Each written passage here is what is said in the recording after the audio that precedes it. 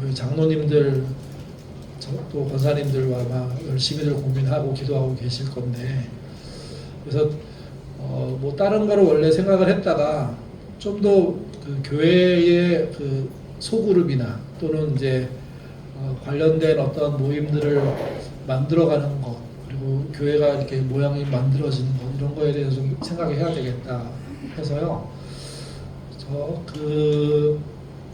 건강한 교회 신앙 용어라는 주제의 이제 마지막 부분을 이번하고 다음 주까지 하고, 그 다음 주에 소그룹에 대한 이야기를 좀 하면서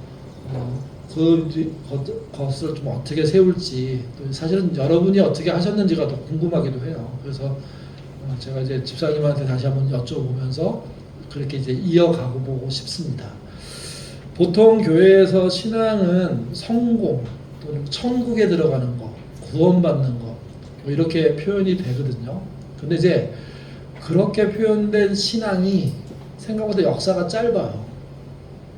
그 이전에 훨씬 긴 역사는 사실은 다른 내용들을 많이 가르쳤어요.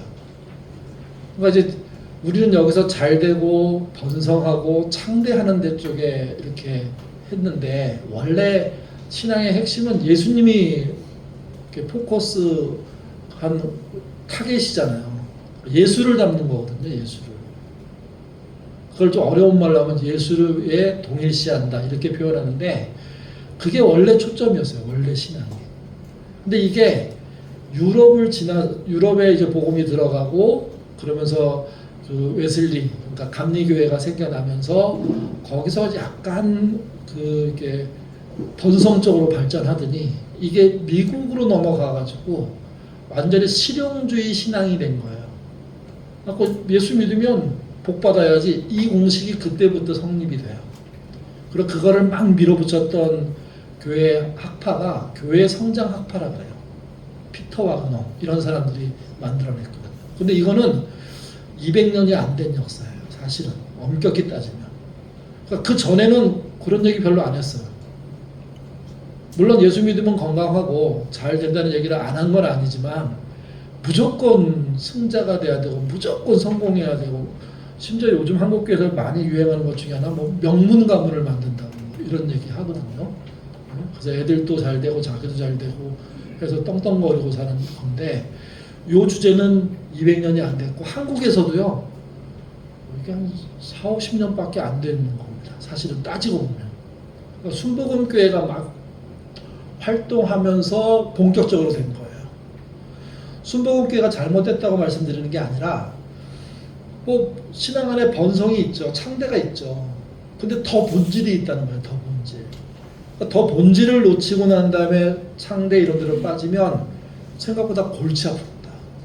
왜냐면 돌아갈 수가 없어요. 그 신앙이 그 원래 반대편에 있었던 예수님 닮는 삶, 여기에 대해서는 별로 관심이 없어요.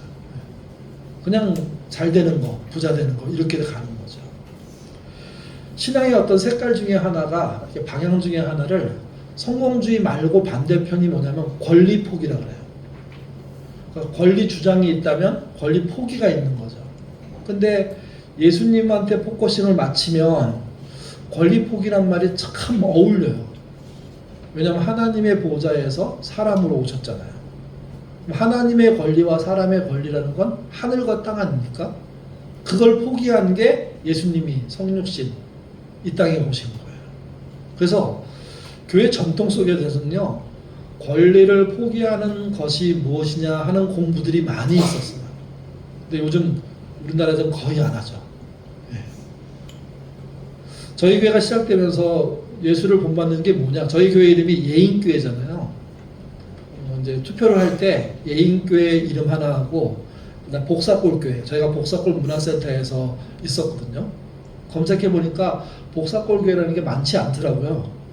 소사 이쪽에 다 따져봐도. 그래서 저희도 복사골교회 하셔서, 어른들은 복사골교회, 애들은 예인교회. 근데 예인교회 뜻이 뭐냐면 아주 단순해요. 그 낸 사람이 어린아이니까 예수님의 인도함을 따르는 교회, 예수님 인도받는 교회, 뭐 이런 교회예요.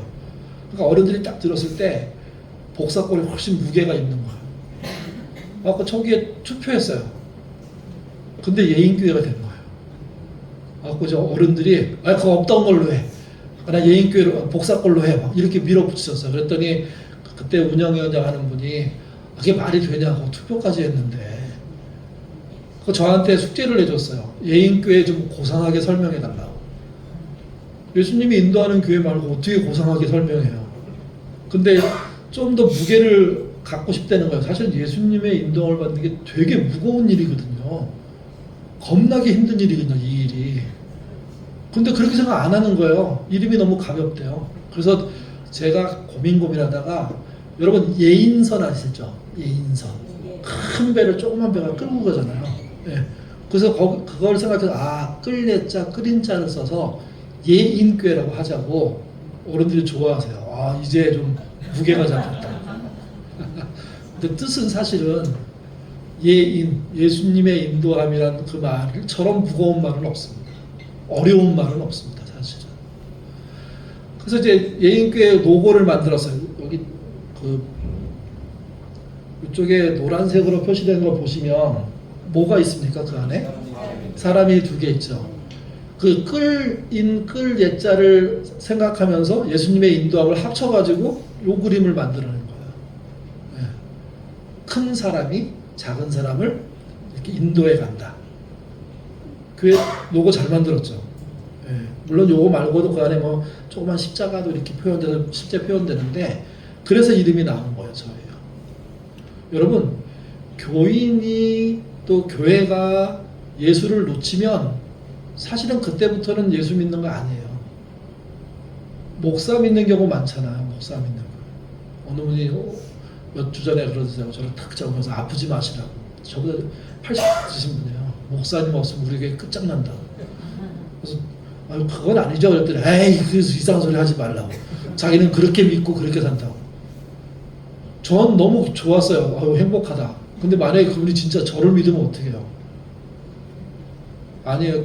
저는 그래서 그런 말 있잖아요. 이렇게 뭐라 그럽니까? 그 남자 여자 짝지어주는 역할하는 사람. 중매꾼이 그 색시를 데리고 살면 안 된다고. 중매를 시켜야지. 목사는 사실은 그런 역할이라고 보면 맞거든요. 그래서 예수님의 인도함에 대해서 깊게 묵상하고 그런 것이 사라진 교회에 대해서 한번 생각해보고 그것을 좀 더 구체적으로 어떻게 할지 다음 주까지 한번 설명을 드리고 그 다음 주에 이제 소그룹 중심으로 좀 단단하게 어떻게 만들까 한번 고민해 보도록 하겠습니다. 오늘 이야기의 시작은요, 영적인 유아예요. 유아. 애기들 있잖아요. 저희 교회도 애기 많은데 너무 이뻐요, 애기들이.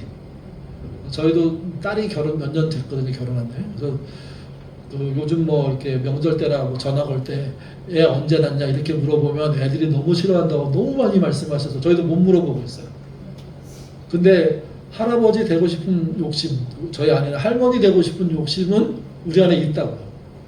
그 넌지시 혹시 생각 없냐? 그러면 딸이 막 울그락불락 돼가지고 이러니까 내가 여기 안 와 하고 가버리는. 그 아이가 태어나요. 이제 애기잖아요. 이 애기는 혼자 두면 어떻게 될까요? 못 살아나요. 나는 유아 때부터 버림받았다고. 그건 누군가 키워서 큰 거기 때문에 그래도 보호를 받은 거예요. 그러니까 유아라는 존재는 정말 미숙해요. 사람을 놓고 얘기할 때 저 사람 유아기에 있어, 유아 같아, 애기 같아, 이거는 되게 나쁜 말이에요. 좋은 말이 아니에요. 순수하다? 이걸로 설명이 안 되는 말이에요. 그러니까 사람들이 이제 사람을 연구할 때 어디서부터 연구를 해야 되냐면 태어날 때부터 연구를 해야죠. 좀 더 많이 하는 사람은 태중에 있을 때 연구하고, 그래서 태교 같은 거 하잖아요. 저 교육학 전공이고 심리학 전공인데 태교의 거의 90%는 아무 쓸데 없습니다. 왜냐면 얘가 귀가 안 생겨났기 때문에 그때 아무리 노래를 들려줘도 얘는 못 듣습니다. 막판에 거의 태어날 때 돼서는 이제 조금씩 듣게 될 거예요. 반응이 있을 거예요. 그때 뭘 한다면 저는 이해가 돼요. 근데 1개월, 2개월 때 태교 여행 간다고. 지가 좋아서 간 거지. 애가 좋으라고 한 게 아니잖아요.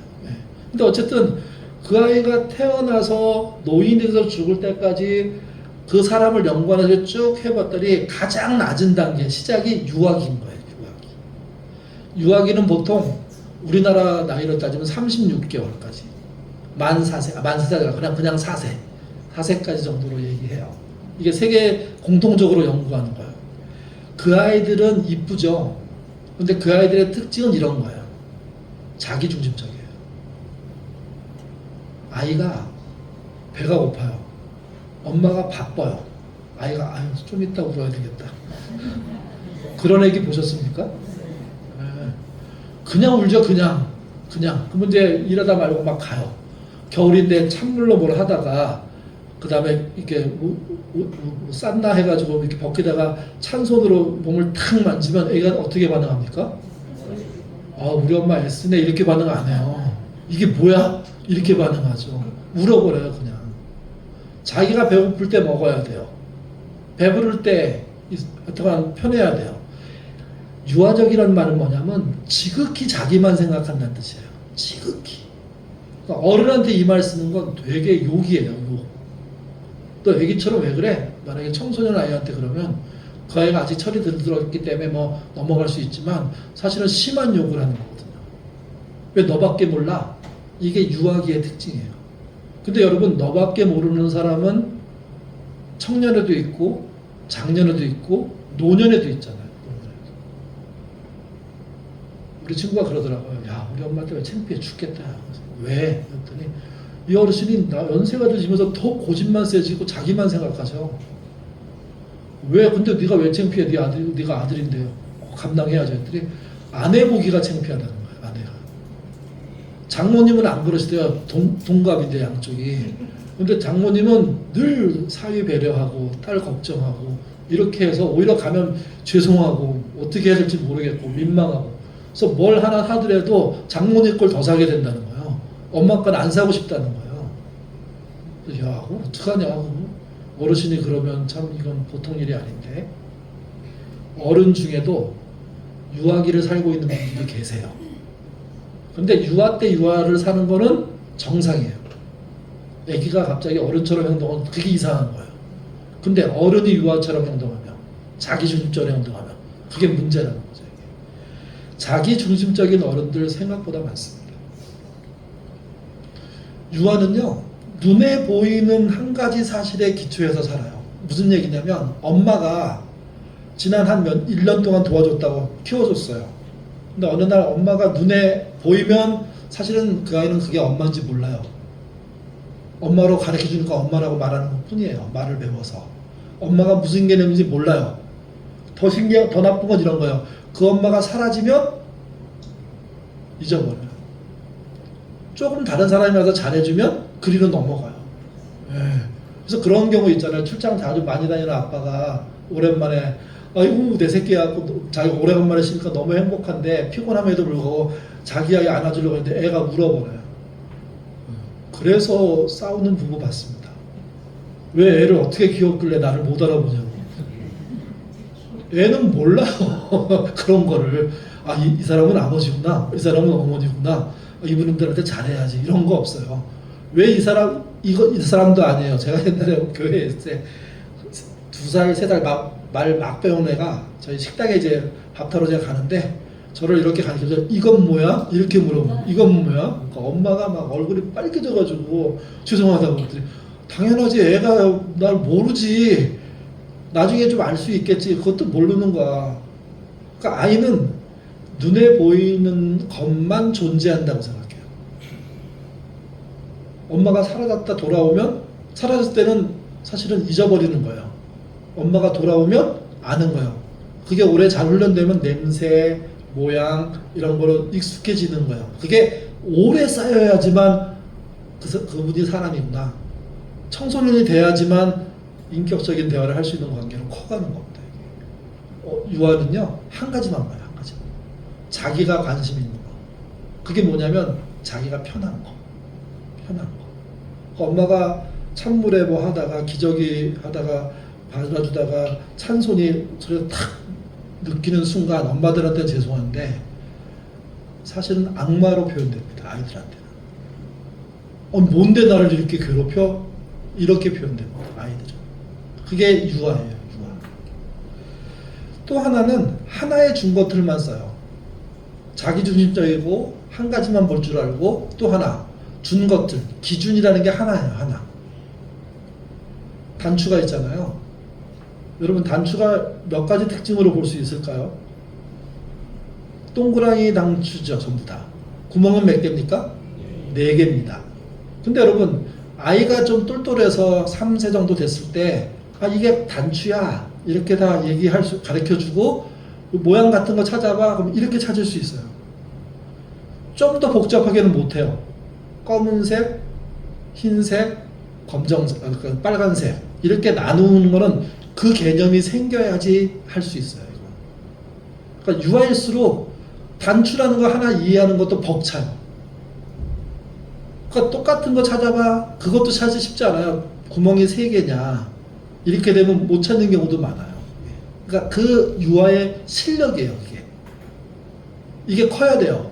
그래서 이거 다 구분할 줄 알아야죠. 빨간색 그러면 빨간색으로 구멍 3개짜리 그러면 여기 없으니까 없어요. 이렇게 말하는 아이가 돼야 되는 거예요. 그렇게 크는 거야 이게. 또 하나는 단계별로 배열해요. 단계별로. A, B, C 중에 뭐가 제일 깁니까? 3개를 비교하는 게 쉬울 것 같죠. 유아들은 어려운 문제예요. 유아들이 좀 크면 2개를 비교할 줄 알아요. 얘랑 뭐가 길어, 뭐가 커, 뭐가 좋아 이런 거 할 줄 알아요. 근데 그게 한 10개를 넣고 이거 순서대로 크기대로 다 정리해봐 못해요. 그거 한참 걸려요. 그거 빨리 하는 애들 정말 똘똘한 아이들인 거예요. 이게요. 요 4가지가 유아의 특징이에요. 기준이 하나고 자기 중심적이고 눈에 보이는 대로 살고 요 기준을 어른들한테 당신 참 애기 같아 이렇게 얘기하는 그래서 욕인 거예요. 이게. 그래서 굉장히 수치스러운 거예요. 요즘은 그러잖아요. 당신 참 순진해. 순진하다는 말이 좋은 뜻입니까? 나쁜 뜻입니까? 좋은 뜻도 있지만 나쁜 뜻이 훨씬 많잖아요. 당신 착해. 이 말은요. 착한 사람 좋은 사람이에요. 근데 사람들 중에는 착하단 말이 참 답답해가지고 진짜 너 어떻게 살래? 이 얘기가 되기도 해요. 거꾸로. 정리하면 이렇습니다. 유아기는 유아기의 특징이 있는데 자기중심적이고 한 가지밖에 못 봐요. 복잡하게 생각 못해요. 자기중심적으로만 살아요.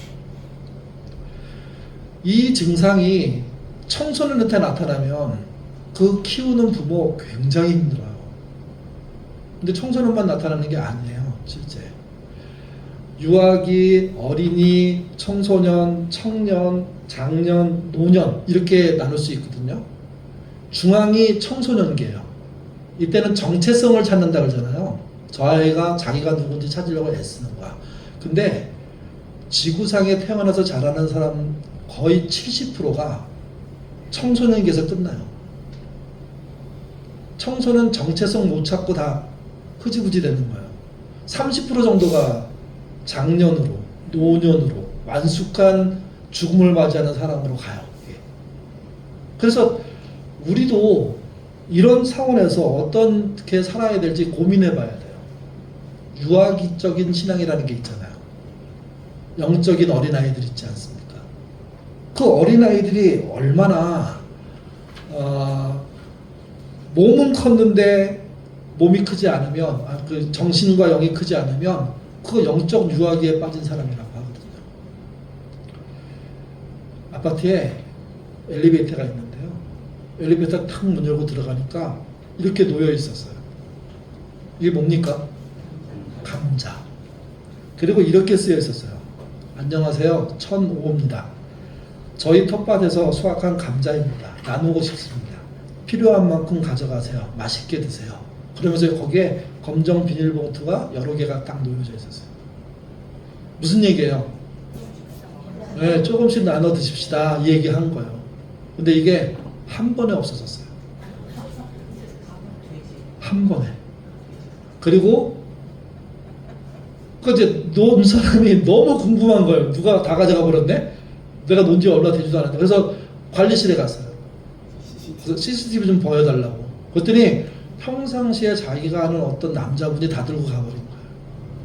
여러분 이분은 어른입니까? 애기입니까? 애기예요. 그래서 그 다음에 써붙였어요. 이거는 나누려고 한 건데 어느 분이 다 가져가셨네요. 맛있게 드시고요. 저희가 여유가 더 있어서 한 박스 더 내놨어요. 사람들이 이제 조금씩 가져가요. 그러니까 가면서 줄어든 걸 보니까 이 사람이 너무 기뻐요. 나눠 먹는 게 되니까. 근데 오후가 됐는데 한 반 이상 가져갔어요. 반 정도 비었어요. 거기에 애호박 서너 개가 이렇게 놓여져 있어요. 그리고 또 왔다 갔다 해요. 그러다가 나중에 보니까 그 단호박 이걸 또 몇 개 누가 놓고 갔어요. 누가 이렇게 참외 몇 개 놓고 갔어요. 그러고 한동안 그곳이 사람들에게 엄청난 기쁨을 줬어요. 야, 우리 라인 특이하다. 그 가져간 사람은 어쩔 수 없고 뭐 너무 어린 사람이니까. 그러니까 나머지 사람들이 그걸 알았는지 모르는지 모르겠지만 조금씩 나눠갖고 서로 먹고 주고 그래서 아 이거 천호가 준 거야. 근데 애호박은 누가 놓은 거야? 그랬더니 뭐 21층이 준 거야. 아 그래? 3층은 누가 모두 넣어놨어. 하면서 막 여러분 그 라인요 갑자기 이렇게 성숙해져요. 여름이 왔어요. 이제 이거 지나면서 뜨거워졌어요 막. 근데 경비실에 에어컨이 고장났어요. 그러니까 이제 아파트 위원회가 뭘 회하면서 아 올해는 그냥 넘어가자고 결정했대요. 근데 여기 있는 분 중에 한 분이 메모를 쓰면서 아니 관리실에 그 경비 아저씨 방에 그 초소에 에어컨이 고장났는데 내년에 고치겠다는 게 말이 되냐. 지금 해라 하고 이렇게 한마디 쓴 거예요. 그때 옆에다 예, 몇 호 동의합니다. 몇 호 동의합니다. 하고 즉시 해줬어요. 즉시. 네. 이런 아파트는요. 애들이 사는 아파트가 아니에요. 애들도 그걸 보면서 어른이 되는 거예요. 와, 감자 나눠 먹고 애호박 내놓고 그러니까 애들이 그런데요. 우리는 뭐 내놓을까? 우리는 어떻게 할 거야? 엄마 빨리 정해. 안 되면 뭐 아이스크림도 내놔. 그러니까 엄마 입장에서도 자기는 생각 못했는데 아이가 그러니까 그렇게 되면 어린아이도요 어른스러워져요. 어른스러워. 신앙은 사실은 영적으로는 우리 모두 어린아이였잖아요. 그분의 은혜로 부름받아서 이제 뭐가 되는 거냐? 영적인 청년, 장년, 노년이 되는 거거든요. 그러려면 뭐가 뚜렷해야 되냐면 모델이 뚜렷해야 돼요. 모델이. 누구를 닮느냐가 중요해요. 누구를. 사람이 훌륭해서 목사가 훌륭해서 본받을 만한 게 많은 분이 있을 수 있습니다. 그분 본받는 거 나쁜 거 아닙니다. 근데 여러분 그분보다는 예수님이죠. 아무리 뛰어나다고 하더라도 예수님이죠. 우리가 간혹 놓쳐서 사람에게 뭔가 마음을 뺏기는 건 일시적으로 그럴 수 있습니다. 장기적으로는 그러시면 안 됩니다. 모든 게 예수님께 계속 이렇게 포커스가 맞춰져야 돼요. 초점이 맞춰져야 돼요. 병적으로 어린 상태가 된 때가 있습니다. 한번 읽어보시죠. 히브리서 5장 11절 이하인데요. 읽겠습니다. 멜기세덱에 관하여는 우리가 할 말이 많으나 너희가 듣는 것이 둔함으로 설명하기 어려우니라. 때가 오래되었으므로 너희가 마땅히 선생되었을 터인데 너희가 다시 말씀의 초보에 대하여 누구에게서 가르침을 받아야 할 처지니 단단한 음식을 못 먹고 젖이나 먹어야 할 자가 되었도다. 이는 젖을 먹는 자마다 어린아이니 의의 말씀을 경험하지 못한 자요 단단한 음식을 장성하는 것이니 그들은 지각을 사용함으로 연단을 받아 선악을 구별하는 자들이라. 멜기세덱은 아시죠? 그 아브라함 이야기 때 등장하는 느닷없이 등장한 하나님의 제사장. 그리고 신약에 와서는 예수님이 구약의 현현한 모습이라고까지도 설명되는 분이에요. 그러니까 이분은 쉬운 분이 아니에요. 무슨 말이냐면 쉽게 알 수 있는 분이 아니에요. 알려줘야만 알 수 있는 거예요. 또 알려준 만큼만 알 수 있어요. 신약시대에 히브리서가 기록됐을 때 멜기세덱에 대해서 누군가 구약 얘기를 하면 에이 말도 안 돼. 그게 에이 헛소리 하지 마. 하는 얘기들이 아마 그 교회에 있었던 것 같아요. 그러니까 이제 히브리서를 쓴 사람이 멜기세덱에 대해서 얘기만 하면 반발하고 엉뚱한 소리하고 알려고 하지 않고 그분이 예수님과 관련됐다고 하면 이단이라고 몰아붙이고 하는 무리들이 있었다는 얘기를 하고 있는 거예요. 이게. 그래서 멜기세덱에 관한 우리가 할 말이 많으나 너희 듣는 것이 둔함으로 듣는다는 게 듣는 게 둔한 게 뭡니까? 못 알아들어요. 욕을 하는데 욕인지 몰라요. 그것처럼 화날 때가 어딨어요. 옆에서 보는 사람이. 그러니까 못 알아들어요. 특별히 뭐냐면 신앙의 어려운 내용들에 대해서. 때가 오래되었으므로 너희가 마땅히 선생이 되었을 때. 이 말은 무슨 말이냐면 이 사람은 시간적으로 따지면 세월로 따지면 유아기가 지나고 청소년기가 지나고 청년이 지나서 장년 가르치는 역할을 할 수 있을 정도의 충분한 시간을 지낸 분이에요. 그러면 멜기세덱에 대해서 알려진 만큼은 알아야죠. 그리고 이해할 수 없는 부분에 대한 얘기를 할 수 있는 열린 마음이 돼 있어야죠. 이게. 다시 그래서 이제 선생이 되었을 터인데 너희가 다시 뭐라고 얘기합니까? 하나님 말씀의 초보가 되었다. 여러분 생각해 보세요. 초보 운전은 면허 따고 이제 하는 거예요. 근데 여러분 평생 초보 운전이면 어떻게 합니까? 대부분 운전 안 하죠. 장롱 면허 안 하잖아. 그러니까 저희 집에 이제 애들이 면허를 따기 시작해요. 근데 이제 딸아이가 제일 큰 애가 제일 먼저 땄어요. 걔는 한 번도 운전을 안 했어요. 둘째가 최근에 땄어요. 근데 걔는 뻔질나게 저희 차 뺏어가지고 나가요. 어느 날 저희가 그 차를 탔는데 너무 운전을 잘하는 거예요. 막 쌩쌩 달려서 저희가 빠르게 가지 마라. 천천히 가라. 추월 그만해라. 안 돼요. 자기는 딱 앉으면 그게 굉장히 내성적이거든요. 이것만 잡으면 카레이스를 하는 거예요. 그냥. 슈슈슈슈 막 그러는. 그러니까 이제 여동생 누나 입장에서 보면 자기는 면허가 있지만 완전히 초보고 아직도 연수해야 된다고 생각하고 저한테 또 자기 신랑한테 연수해달라고 그러니까 바쁘니까 나중에 하다가 지금도 그러고 있는 거고. 말씀의 초보도 그런 거예요. 시간이 충분히 지났는데 늘 초보인 거예요. 늘 초보의 가장 특징은 스스로 말씀을 읽고 해석하지 못하는 거예요. 해석한 걸 말하지를 못하는 거예요. 그걸 넘어가야 되거든요. 여러분 성경에 정답이 있을 수 있습니다. 근데 오답을 말했다고 해서 막 벌 주고 교회에서 쫓아내고 그러지 않습니다. 그런 모험을 하면서 초보의 단계를 넘어가야 돼요. 계속 보시면 누구에게서 가르침을 받아야 할 처지니 여전히 배운다는 거죠. 단단한 음식을 못 먹고 젖이나 먹어야 할 자다. 아기는 젖 먹어야 돼요. 이유식 빨리 하면 장에 탈 생겨요. 장 꼬여요. 그러면 가갖고 그거 다 거꾸로 꺼내고 다시 또 바람 집어넣어가지고 모양 만들고 그걸 배 아픈 시간 보내면서 그거 연습해야 돼요. 계속. 그러니까 빨리 먹었으니까. 근데 충분히 먹을 수 있음에도 단단한 걸 못 먹는다. 그러면 그거에 대해서 미숙한 거죠. 초보인 거죠. 이게. 13절 이는 젖을 먹는 자마다 어린아이니 의의 말씀을 경험하지 못한 자라. 젖을 먹는 건 애기들이 하는 겁니다. 의의 말씀은 단단한 거예요. 근데 그것은 신앙의 경륜이 있는 사람들이 자연스럽게 하게 되는 거라는 거예요. 하게 되는 거. 의의 말씀이 뭡니까? 성경의 의는 뜻이 세 가지예요. 하나는 칭의, 이신칭이라 그러잖아요. 믿음으로 구원받는다.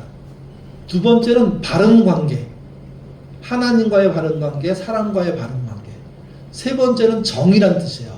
정의롭다, 공의롭다 이런 뜻이에요. 의 자체의 뜻이. 그거를 수용해서 분별할 수 있는 사람이 단단한 음식을 먹는 사람이에요. 단단한 음식.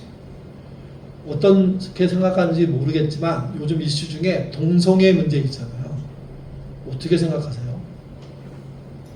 동성애는 있을 수 있다. 아니다. 죄다. 고쳐내야 된다. 어떻게 생각하십니까? 질병이니까 고쳐야 돼요. 와, 질병이니까 고쳐야 된다. 그렇게 생각하실 수 있습니다. 또 다른 의견은 없는 걸로 갈까요?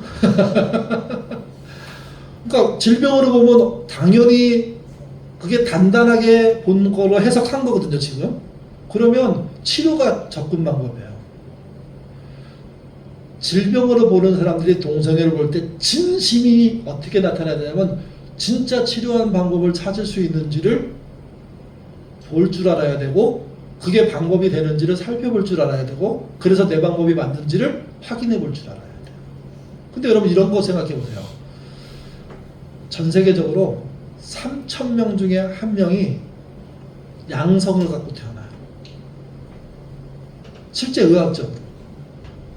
남자인데 여자도 갖고 있어요. 여자인데 남자도 갖고 있어요. 이게 호르몬이 변하면서 남자로 살았던 아이가 여자가 되기도 하고 되려고 하기도 하고 여자로 살았던 아이가 남자가 되려고도 해요. 이거 사실은 몸의 문제잖아요. 그러면 동성애로 어떤 아이가 고민하는데 검사를 해봤더니 양성을 갖고 있는 아니에요. 부모는요 어떻게 생각할까요? 고쳐버려? 이렇게 생각 못할 수도 있어요. 그러니까 고칠 수 있는 사람은 고치는 거고 못 고치는 상황에 들어가면 이때부터는 아 케이스가 다르네. 이게 단단해지는 거야. 저희 교회 이제 동성애 이렇게 드러내면서 약간 우려 상황하는 상황이 발생했는데 어른들한테 상담을 한 거예요. 그 사람이. 저 사실은 이런 성향이 나타나서 너무 힘들다고 그랬더니 금요기도 때 나오라. 같이 기도하자. 그때 막 바꾸고 머리 때리면서 기도한 거예요. 근데 안 고쳐져요. 더 괴롭다고. 근데 그거를 소문내가지고 결국 그 아이가 떠났어요. 또 저희 교회는 이런 아이도 있었어요. 군대 거부하는 아이.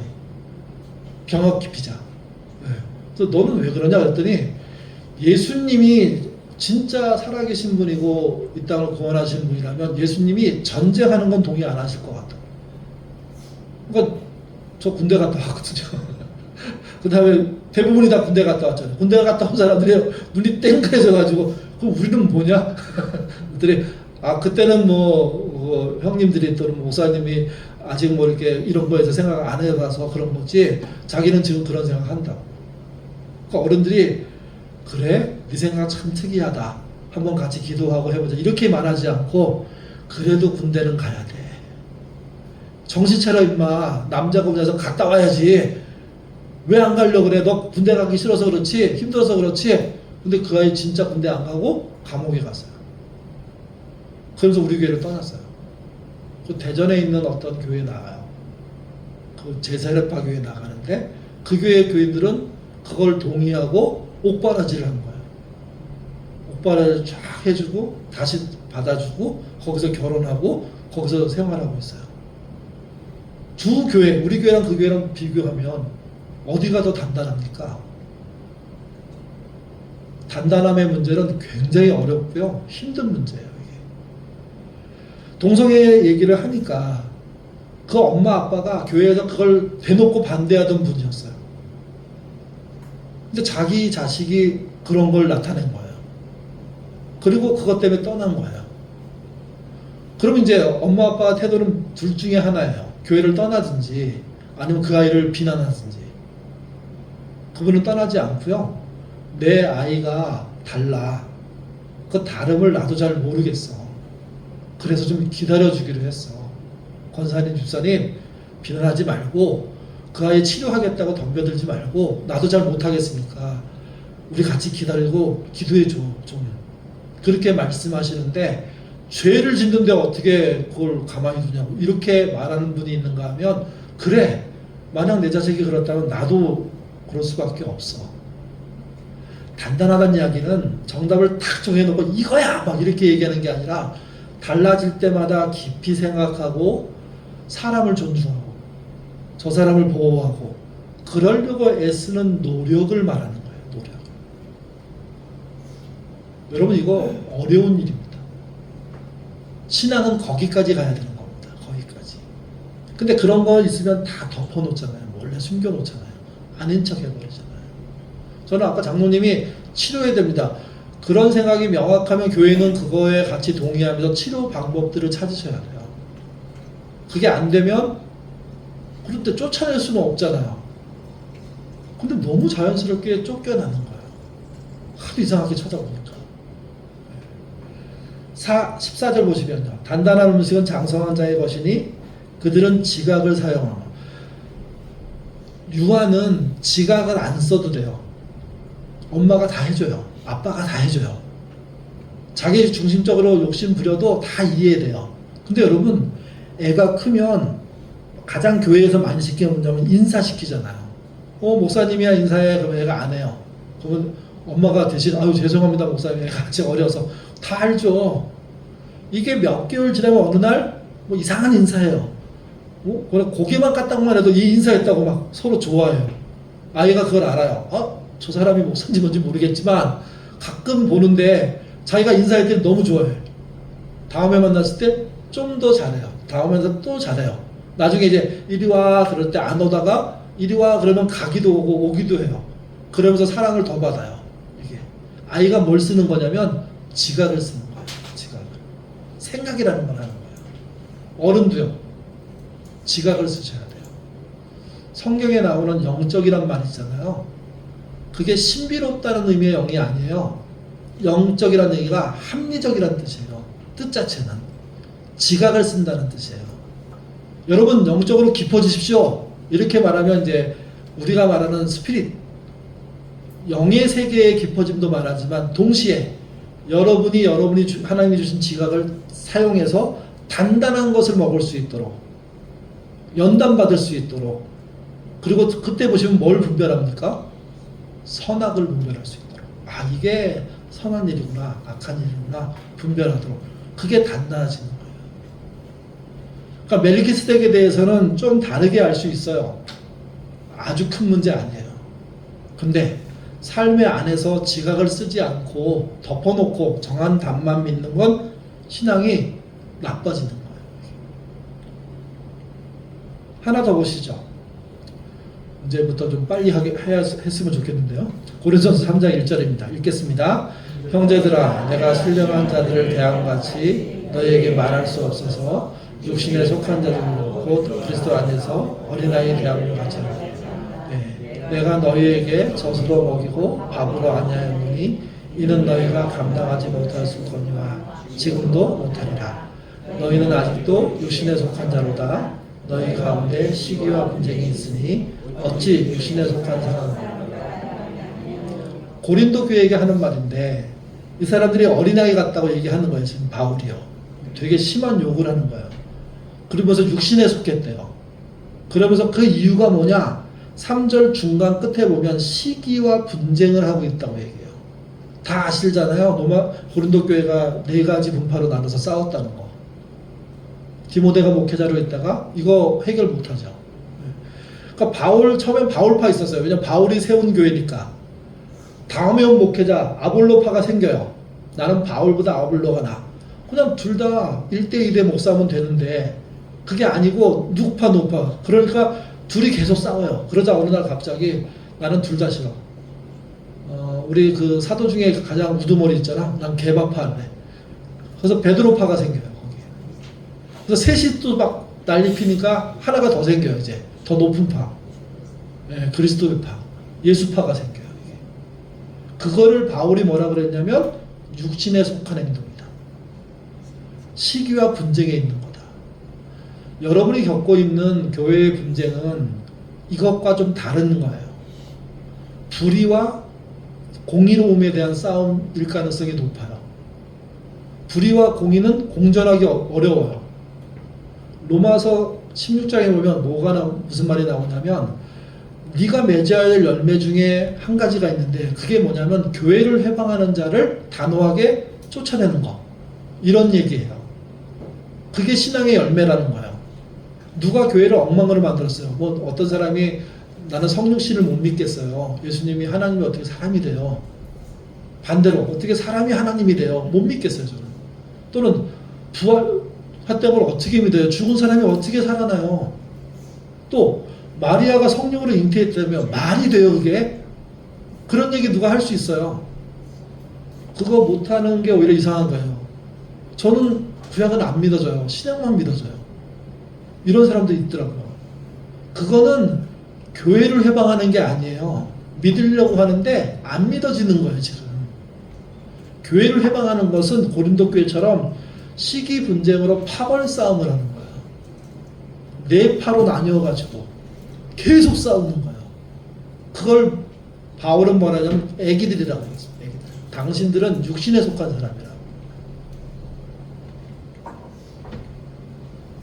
심적인 장애 있죠. 마음의 병. 정신적인 장애 있습니다. 저희 집 앞에 그 학교, 그 장애인 학교가 있는데 참 엄마들이 아이 데리고 가는 그 모습 보면 야, 참 매일매일 저걸 어떻게 하냐 할 정도로 힘들어요. 근데 어떤 것도 있냐면 영적인 장애도 있어요. 그러니까 영성 깊은 것이 이루어지지 않거나 지적인 논리적인 사고가 안 되는 상태에서 신앙이 굳어버린 거, 갇혀버린 거, 그걸 말하는 거예요. 쉬운 번역인데 쉬운 성경이라는 성경이 있습니다. 거기 이렇게 나옵니다. 그때 나는 여러분에게 단단한 음식이 아니라 우유를 먹였습니다. 여러분이 단단한 음식을 먹을 준비가 전혀 되어 있지 않기 때문입니다. 지금도 여전히 받을 준비가 되어 있지 않습니다. 개인이나 교회에 대해서 이렇게 판단하는 건 바울이 한 얘기이기 때문에 사실 너무 과한 얘기 같지만 또 어쩔 수 없이 받아들일 수밖에 없는 얘기이기도 한 거예요. 고린도 교회 그렇게 미성숙한 교회였어요. 그러니까 날마다 싸우죠. 날마다. 영적인 질병의 특징. 첫 번째는요. 인격이 성장하지 않아요. 인격이 어떻게 성장합니까? 잘 모르죠. 사실은. 사람마다 다르기 때문에. 근데 인격적인 사람이 있죠.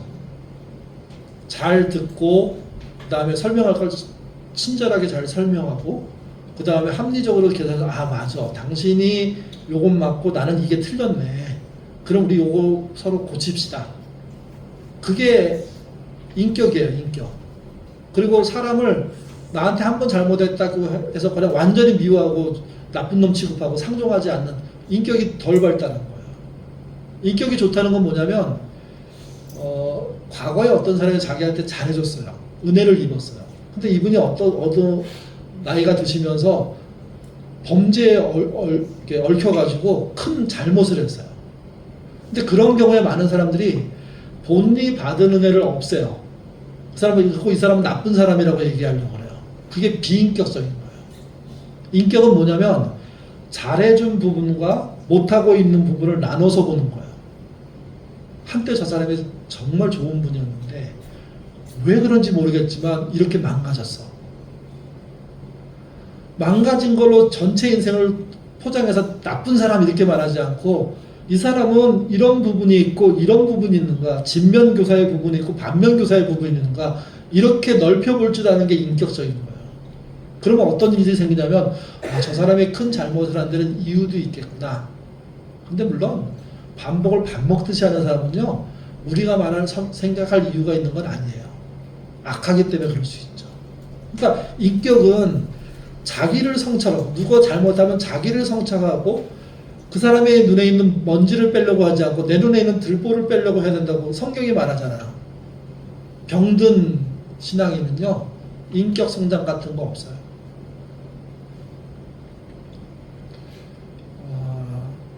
에베소 4장인데요. 모든 겸손과 온유로 하고 오래 참음으로 사랑 가운데서 서로 용납하고 평안에 매는 줄로 성령이 하나 되게 하신 것을 힘써 지켜라.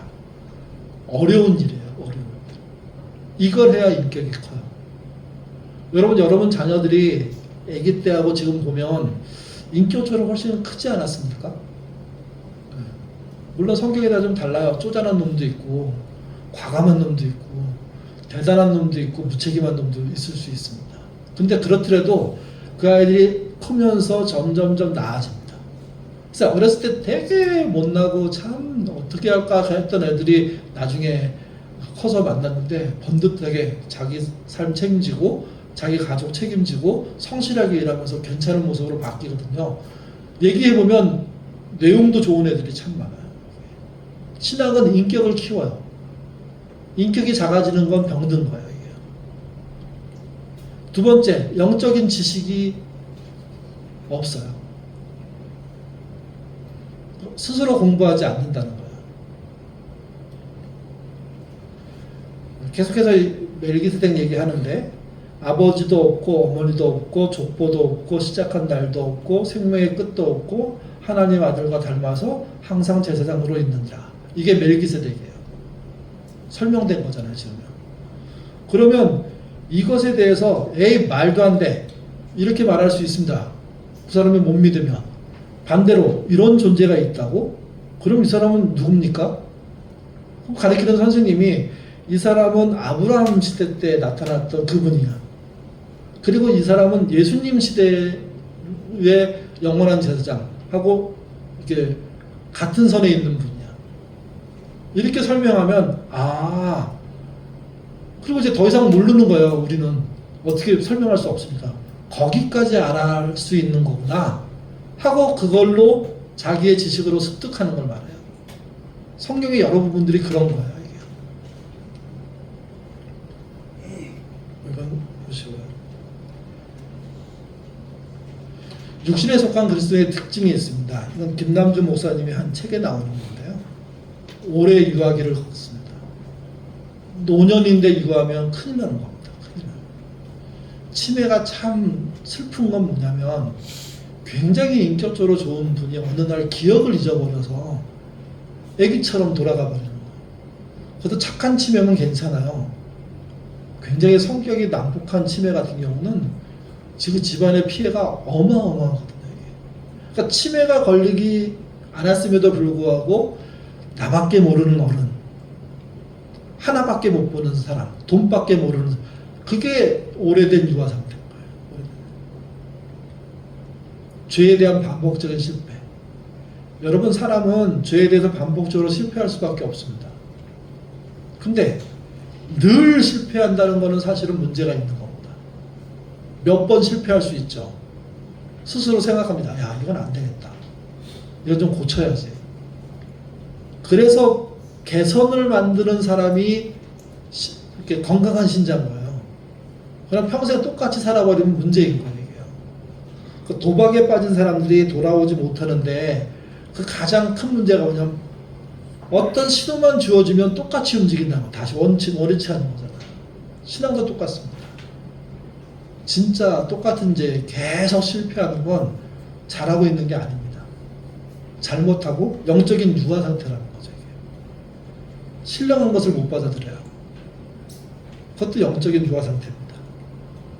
복음에 대한 감격이 없어요. 여러분, 뭐 이렇게 물어보면 날짜를 중요하게 생각해서 물어보는 게 아니라 복음을 받아들이고 예수를 받아들이고 믿음이 생겨서 감격했던 날들 있지 않으십니까? 저는 고등학교 1학년 때 잊지를 못해요. 그 위에도 여러 번 경험들이 있는데 저는 사실은 고등학교, 중학교 어렸을 때 좀 나가다가 중3 때 처음 문학의 밤 구경 갔어요. 갔는데 교회에 막 수백 명의 중고등학생들이 있는 거예요. 그 분위기가 너무 좋더라고요. 그래서 교회 가야지 하고 이제 교회를 나가는 거예요. 그 고1이 됐어요. 수련회 가요. 근데 갑자기 목사님이 네가 조장 좀 해가지고 한쪽 끌었으면 좋겠다. 저는 잘 모르는데 그 누가 잘 가르쳐 줄 거야. 그래서 가서 뭐 했냐면 촌국 대회였어요. 촌국. 근데 저희가 했던 주제가 가상칠언, 예수님의 십자가 7가지 이야기. 저는 그날 처음 알았어요. 그러니까 저랑 같이 있는 후배 하나랑 동기 하나가 야, 이거는 이런 내용이고 여기서 찾고해서 다 찾아서 대본 만들고 하는데 저는 뭐 연기도 못하고 이렇게 좀 수줍어 하니까 네가 마지막에 기도만 한 번 해. 그게 네 임무야. 그래서 기도 잘 적어가지고. 그래서 이제 그 연극을 쭉 하는데 연극이 막 이제 그 돌아가시는 장면 나오고 막 그 많은 그 쟁반 큰 거 있잖아요. 그거 막 때려 부셔가지고 천둥 소리 만들고 막 하면서 잘했다고 막 생각하고 이제 마지막으로 우리 조장이 기도하겠다고 나와가지고 제가 연극대회를 완전 망쳤죠. 울면서 막 기도했는데 혼자 한 30분 기도했대요.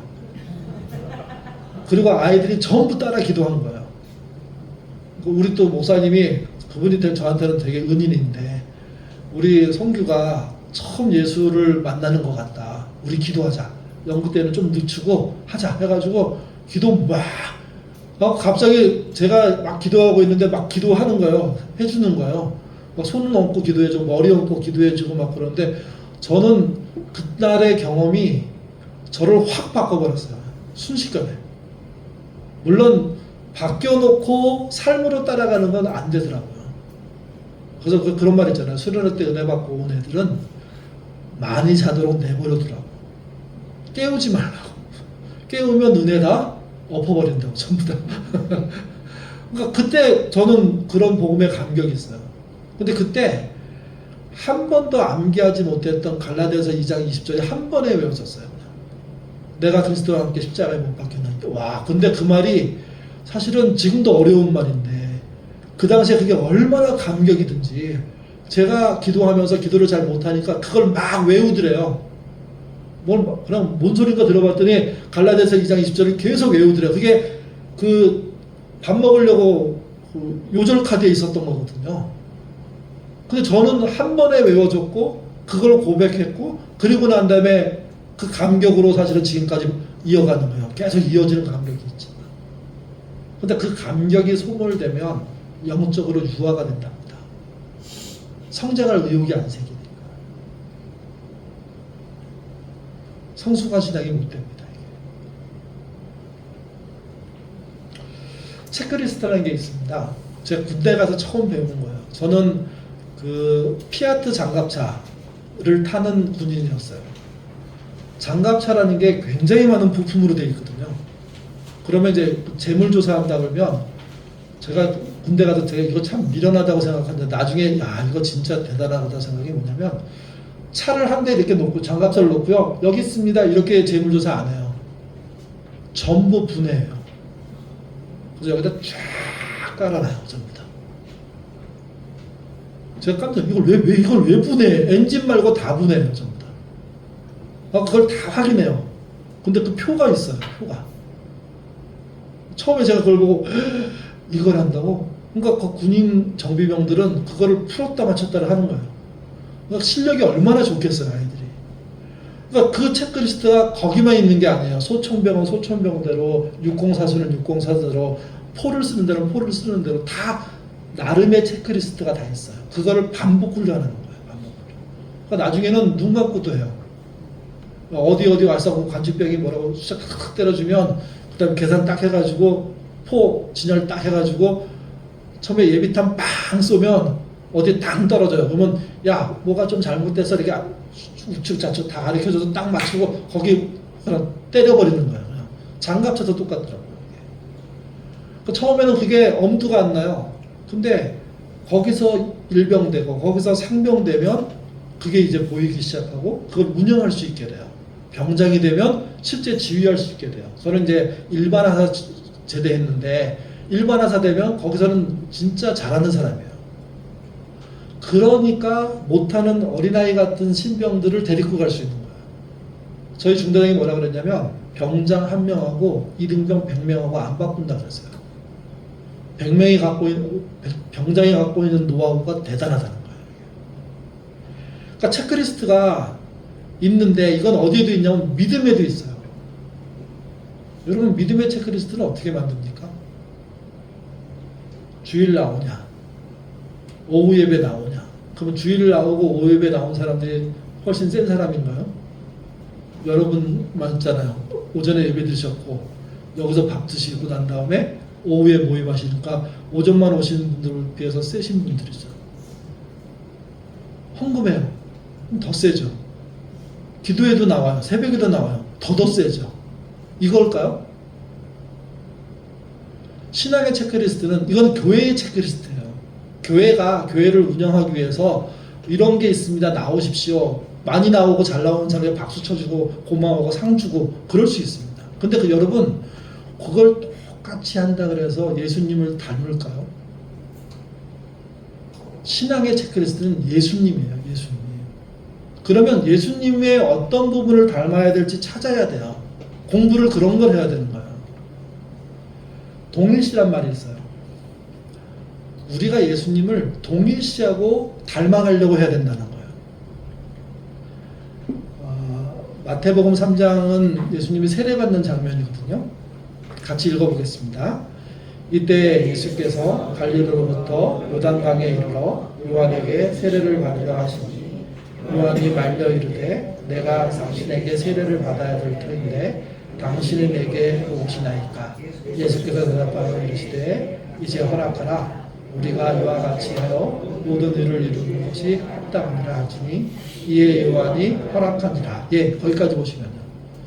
세례는 예수님이 받을 필요가 있는 겁니까 없는 겁니까? 그야말로 쓸데없는 짓이죠. 하나님이 세례 받아서 뭐 할 거예요? 당신이 세례를 주면 이해가 돼요. 요한이 세례 주고 있을 때 야 너 이리 와. 나한테 세례 받아.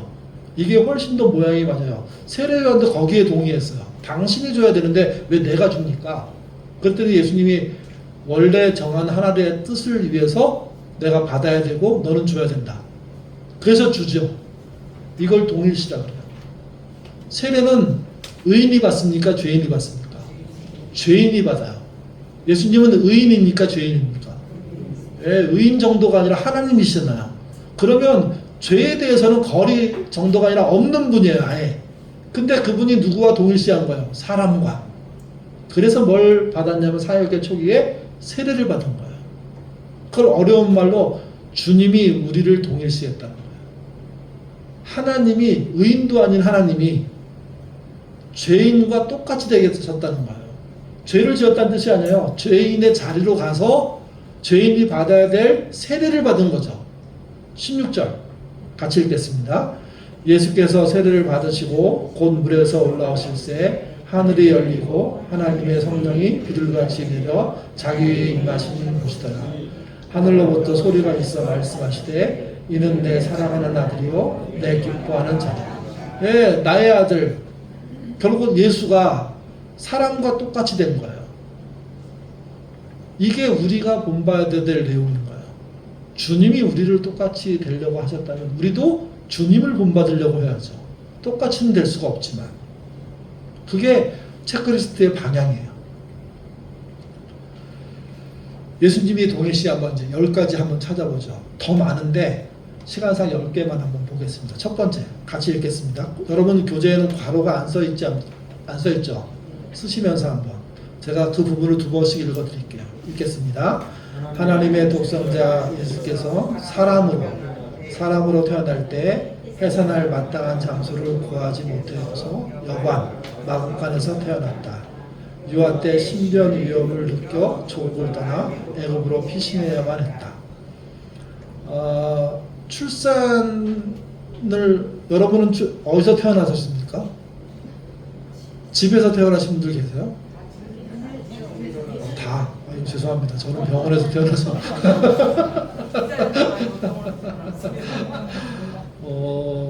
저희 태어나고 나서도 저희 동네에 집에서 태어난 사람도 있어요. 산파가 오는 경우도 있었어요. 저도 그걸 봤습니다.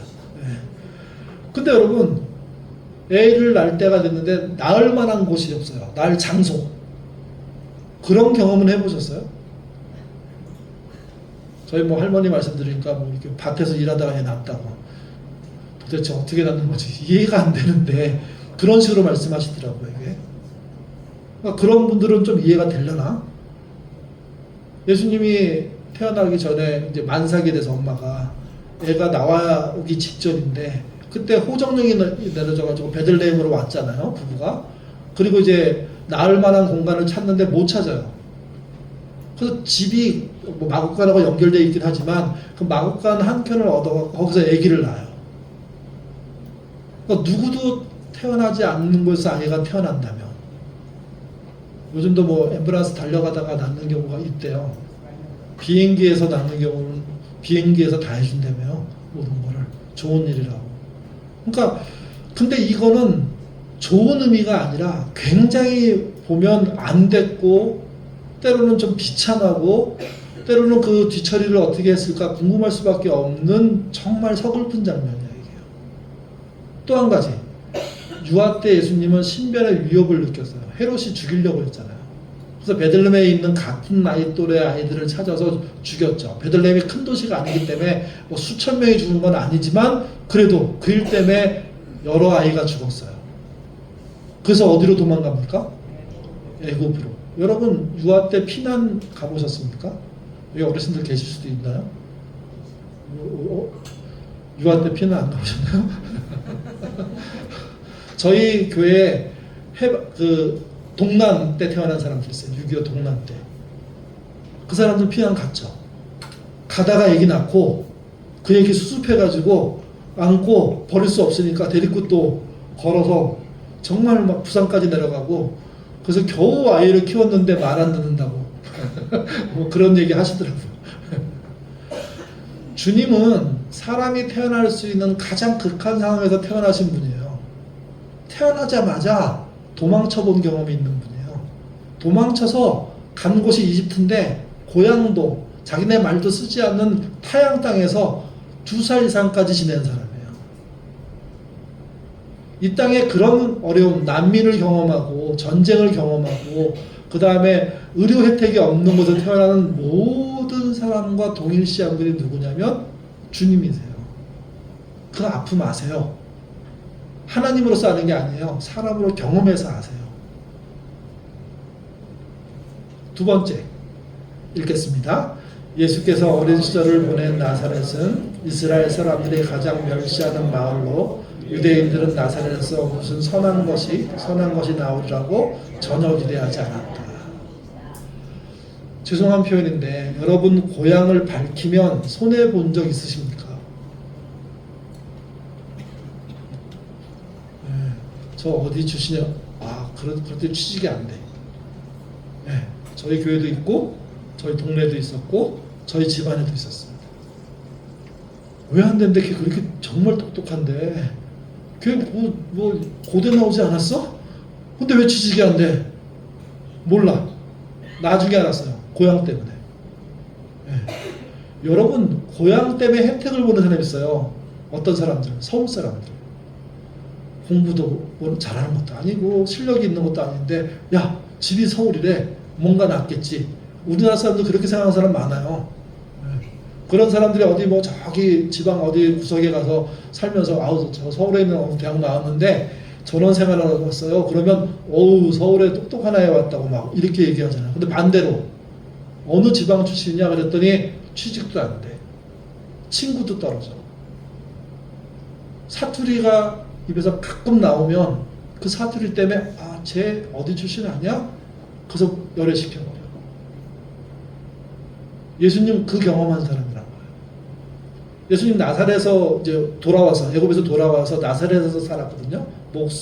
아빠가 목수하고 그리고 동생들도 낳고. 근데 그 지역 안에 있을 때는 그래도 문제가 없었어요. 왜? 같은 동네 사람이니까. 근데 나사렛 출신이 예루살렘에 올라가서 말을 꺼내는 즉시 사투리를 딱 듣는, 방언을 딱 듣는 사람들이 쟤네들은 기대할 게 없어. 그냥 열애.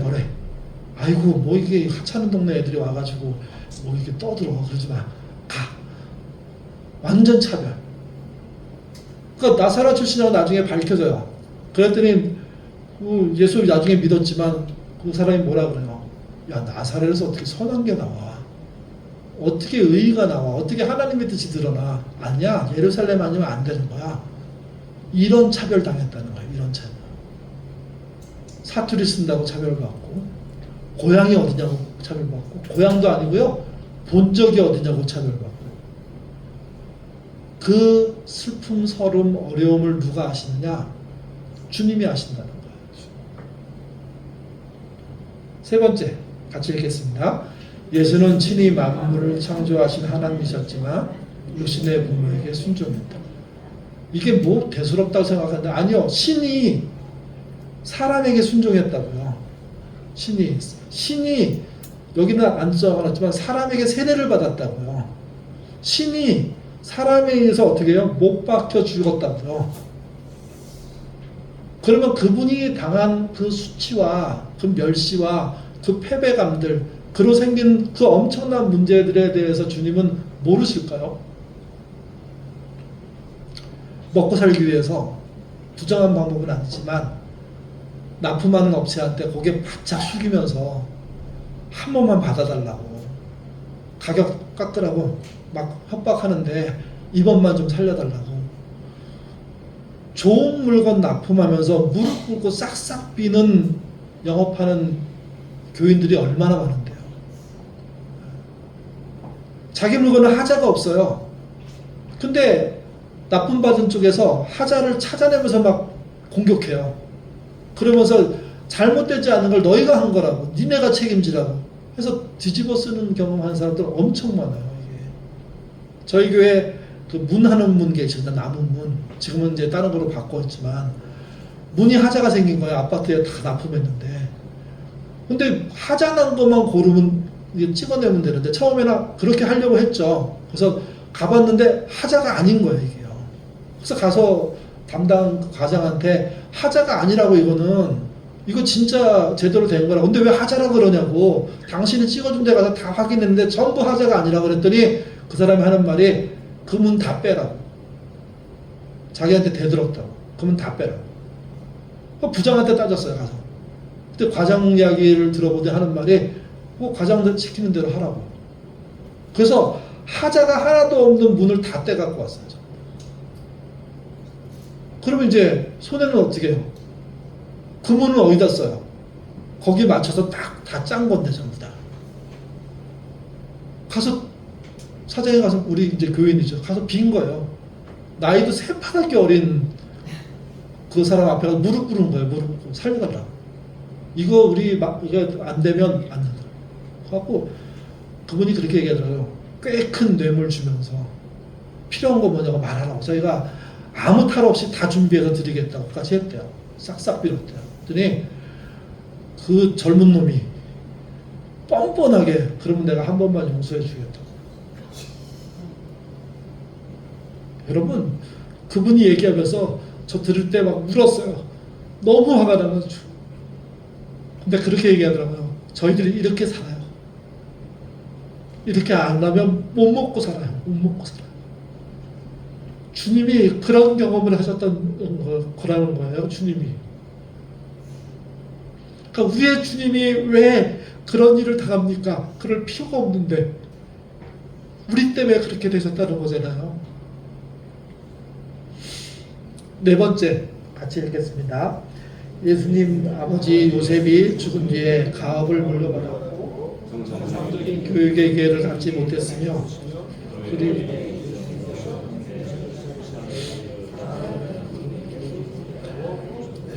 예수님 시대 교육 못 받은 사람 많았습니다. 글도 모르는 사람이 태반이었습니다. 그래서 교육적인 환경에 대한 차별이 없어 보였는데 예루살렘에 올라가니까 사투리 쓴다, 뭐 고향이 어디냐 막 얘기하다가 배우지도 못한 것들이 나서네 하는 얘기를 누가 들었냐면 예수님이 들으신 거예요. 예수님이 12살 때 가가지고 산헤드린 공회에 들어가서 거기 있는 어른들하고 토론하셨잖아요. 그 토론하는 어른들이 아이 얘기를 들으면서 야 이거 참 귀하다. 그래서 토론이 꽤 길어졌잖아요. 엄마는 그것도 모르고 아빠는 그것도 모르고 고향으로 돌아가다가 아이를 찾아야 하니까 다시 돌아와서 예루살렘 돌아다니다 보니까 설마 여기 있을까 하고 갔더니 거기에 자기 아식에 앉아가지고 어른들하고 토론하고 있었잖아요. 근데 그 예수님을 그 당시 사람들이 무식한 놈이라고 얘기했던 겁니다. 무식이 얼마나 사람을 비참하게 만드는지 모릅니다. 학력이 얼마나 사람을 차별하는지 모릅니다. 같은 나이인데 같은 일을 하는데 어떤 학력의 소유자는 굉장히 많은 돈을 받고요. 어떤 학력의 소유자는요 거의 그 최저임금 받아요. 같은 사무실 옆에 앉아 있어요. 2배가 차이 난대요, 월급이. 그래서 어느 날 부장한테 아니 어떻게 이럴 수가 있냐고. 몰랐을 땐 몰랐지만 이제 알았는데 왜 이 사람이 나보다 2배 많이 받냐고. 그랬더니 학교가 좋아. 이게 답이에요. 그럼 일을 잘하느냐? 그것도 아니에요. 교육적인 차별에 대해서 이야기할 때 우리의 주님은 그 차별을 몸소 겪으신 분이에요. 무학이라고, 무식하다고, 그 동네에서 뭐 선한 게 나오겠냐고. 5번째 읽겠습니다. 예수님은 소년 시절에 예루살렘 성전에서 당시 종교 지도자들과 심도 있게 토론했고 정도로 뛰어났지만 예수님의 부모와 형제들은 예수의 행동을 이해하지 못했고 예수의 공생에 시작하는 나사로는 순서가 미쳤다고 생각해서 동네를 떠나 먼 곳으로 가버리라고 말했다. 그런 적 있죠. 세상 모든 사람이 나쁘다고 얘기하고 공격하더라도 가족이 버텨주면 견딜 수 있습니다. 근데 가족까지 그러는 거예요. 가족까지. 왜냐하면 가족들은 사실은 사연이 있었을 것 같아요. 어떻게 추정할 수 있냐면 예수님이 능력이 나타나고 활동을 하면서 소문이 일어나고, 근데 나사렛 출신, 가버나움 출신 그 동네 사람들의 입장에서는 예수는 목수의 아들이잖아요.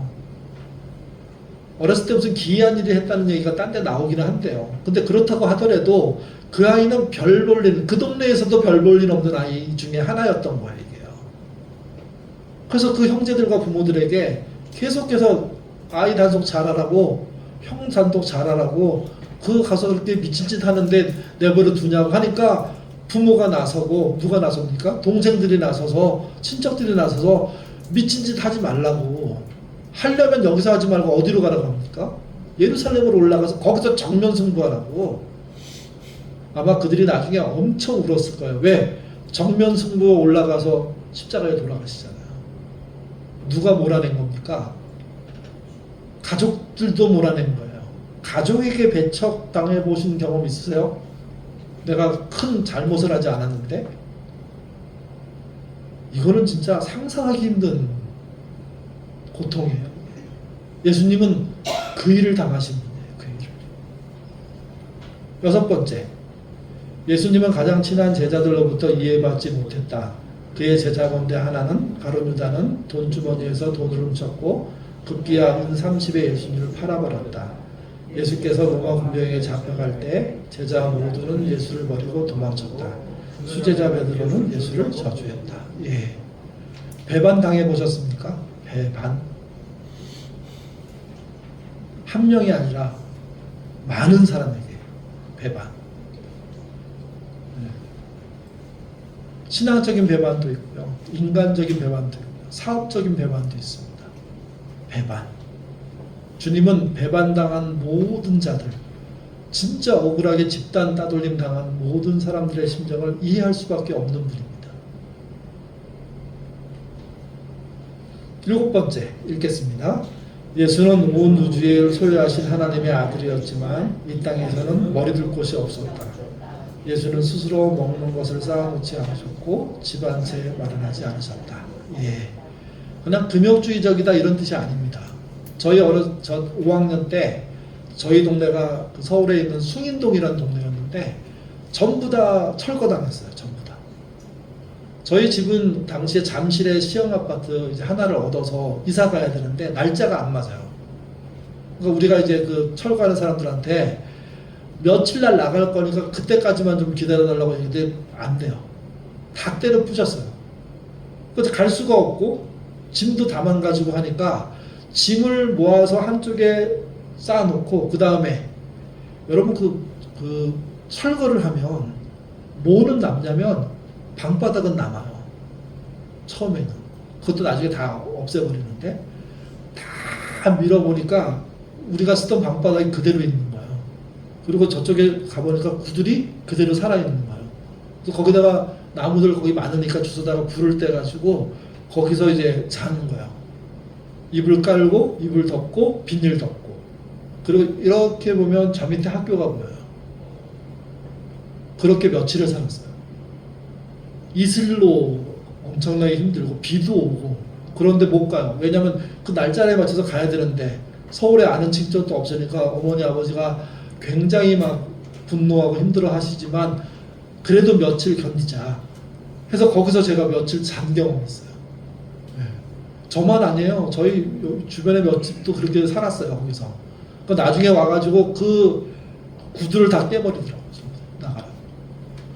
그러니까 주님은 진짜 직접 표현하신 거예요. 머리 둘 곳이 없었다고. 머리를 두고 누울 곳이 없었다는 뜻이에요. 이게. 그러니까 집안채 없이 살았고 재산이라는 게 존재하지 않았고 정말 먹을 것을 이렇게 충분히 넉넉하게 갖고 다니는 비축하는 이런 경험이 없는 하루 살아가는 그래서 저희는 이제 그 위에 쌀집을 하게 되는데 저희 어머니가 그 돈을 안 받을 결심을 하고 파는 경우들이 있어요. 근데 되게 가난하고 힘든 사람이니까 그렇게 얘기해요. 어머니가 저 분한테 오면 그분이 한 말 두 말 달라고 할 거야. 그러면 그냥 한 대 두 대를 그냥 줘. 그럼 그분이 아유 제가 돈을 낼게요. 그러면 그 나중에 드릴게요. 그러면 네 알겠습니다 하고 잊어버려. 그래서 우리 어머님 장부에는 뭐가 있었냐면 쌀 가져가고 도망칠 사람의 명단이 있었어요. 받으려고 하는 거 아니에요. 그렇게밖에 못할 사람들이라는 거예요. 그거를 잡으려고 하는 게 나쁜 짓이라는 거예요. 그러면서 하신 말씀이에요. 너 철거당했을 때 구두로해서 잡았잖아. 근데 네가 어떻게 그렇게 얘기해? 그 사람들이 앞으로 어떻게 될지 어떻게 알고. 눈 감아주는 거 은혜야. 그냥 감아주고 우리는 잊어버리면 돼. 우리가 고발만 안 하면 아무 문제도 없어. 그 사람도 알 거야. 도망치면서 이게 좋은 일이 아니라는 걸. 근데 살아야 되니까. 도둑질을 못하게 하면 안 되니까 못하지만 떼먹고 도망가는 거는 할 수 없이 하는 거 하게 둬야 돼. 저 어머님 별로 안 좋아했거든요. 너무 구두쇠고 저희한테 야박해가지고 그 말 듣고 어이구 이 대단한 분이 우리 집에 계셨는데 왜 나를 안 사랑할까? 제가 늘 저한테는 진짜 야박하셨어요. 뭘 속에다가 걸리면 얄짤없어요. 그날로 제삿날이에요. 두들겨 맞고 막 그 팬티만 입고 쫓겨나고 막 그래서 저희 4명 형제가 집 앞에 팬티만 입고 4명이 서 있었던 적이 많아요. 머리 둘 곳이 없었어요. 그거 다 아신다는 거예요. 8번째 읽겠습니다. 예수는 과중한 업무로 식사할 겨를조차 없고 피곤하여 쉬고 싶었지만 따라붙는 구중 때문에 휴식할 수 없었다. 그분은 1인분 식량으로 5,000명 장저를 먹을 수 있었지만 정작 자기 쉴지 못해서 어떻게 합니까? 도망치듯 산으로 숨었죠. 그걸 되게 낭만적으로 아유 주님은 밤에 기도하시는 걸 너무 좋아하셨어. 와 진짜 속을 알고 하는 얘기인지 어떻게 그분이 사람이었으니까 사람을 있으면 과부하는 게 생겨요. 쉬지 못하면 문제 생겨요. 그 문제에 끝까지 가신 거예요. 그러니까 나중에 어떻게 하면 도망치듯 제자들한테 딴 데로 가라고 얘기하고 자기도 산으로 숨어버리는 거예요. 나중에 내가 찾아갈게. 너희들 알아서 가. 그리고 숨어. 그래서 숨 좀 쉬고 난 다음에 다시 한 거예요. 노동의 끝판왕을 달리는 사람들이 있습니다. 쉬지 못하는. 사실은 그런 분만 쉬지 못하는 게 아니고 질병을 걸린 사람들을 못 쉽니다. 약 먹여서 재우고 뭐 이러는 거지 평안하게 자고 이런 그 모든 것을 이해하시는 분이 주님이시다. 9번째 읽겠습니다. 예수는 죽은 자를 살리고 문둥병자, 안진뱅이, 장님, 혈우병자, 귀신 들린 자 등 수많은 병자를 치료했지만 유대인들은 예수님을 아니 좋은 일을 그렇게 많이 해주는데 왜 죽이려고 하는 사람은 그렇게 많을까요? 나름 성실하게 일했는데 왜 나의 약점을 찾고 공격하는 사람이 많을까? 이런 경험하는 사람들이 있습니다. 억울한 누명을 쓰거나 심지어는 함정에 빠지거나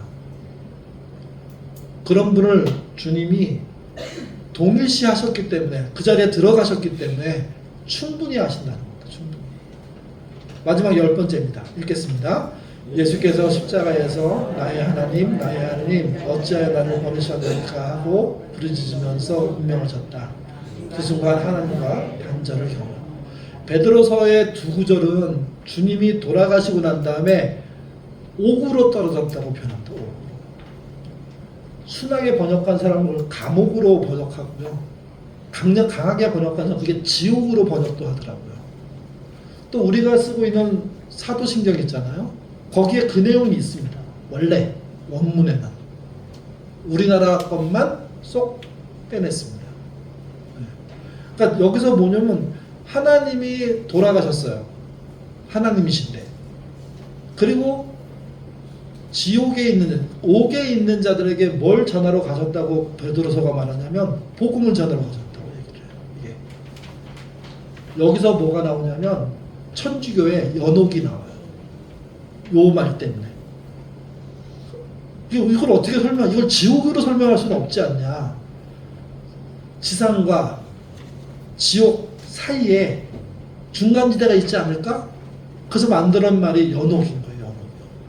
여기까지 주님이 가셨다는 거고, 좀 더 강력한 사람들은 여기가 아니라 그런 건 없고 지옥까지 갔다 오셨다는 거예요. 여러분, 지옥까지 갔다 왔다고 만약에 이 본문을 해석할 수 있다면 사람 사이에서 벌어진 일 중에 이해 못할 일이 뭐가 있으십니까? 최악을 다 아시는 건데. 그러니까 주님이 사람이 됐어. 주님이 우리처럼 살다가 30년 만에 십자가에 돌아가셨어. 이 얘기는 단순히 몸만 살짝 이렇게 위장해가지고 와서 시간 잘 때운 다음에 갔다는 뜻이 아니에요. 우리가 경험하는 최악의 모든 상황을 전부 섭렵하셨다는 뜻이에요. 그렇게 낮아지시고 그렇기 때문에 그분에게 죄가 전가가 가능한 거예요. 그분이 그 죄를 맡아주실 수가 있는 거예요. 사람의 모든 잘못을 수용하실 수가 있는 거예요. 왜? 그분은 사람 때문에 안 해본 일이 없는 분이기 때문에 그래요. 사람의 어떤 상황도 당신이 경험했기 때문에 그래요. 이거 말고도 더 많이 나열할 수 있어요.